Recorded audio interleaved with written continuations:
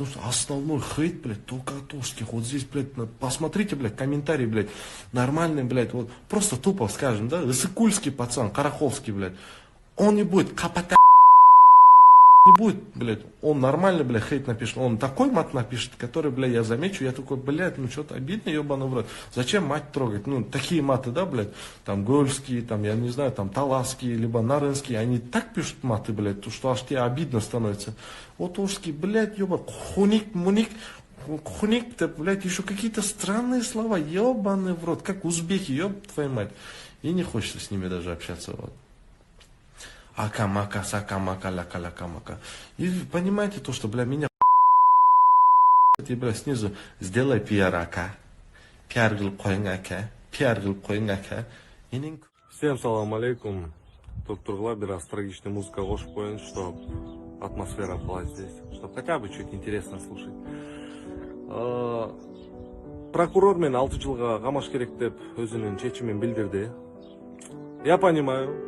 Он делает свою работу, конкретно делает, очень классно делает свою работу, вот. Умеет портить мое настроение. Но прокурор айтса айта берет, акыркы сөз соттун алдында болот. Соттун алдында дедим да. Ну, сот болот да, короче. Последнее слово за судом. Сот адилеттүү чечим кылат го деп ойлойм, за справедливость. Очень сильно надеюсь на это, потому что я молодой, мне всего лишь 22.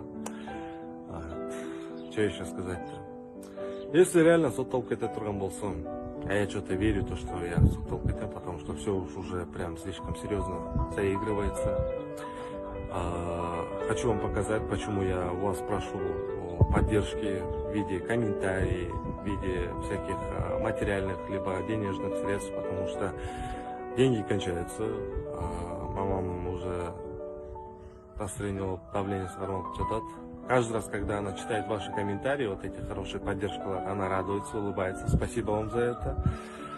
И хочется вам показать свой дом. Вот это мой дом. Ну, не знаю, увидев это, вряд ли в голову придет мысль, то, что я богатый, да, потому что, увидев это, бурачить.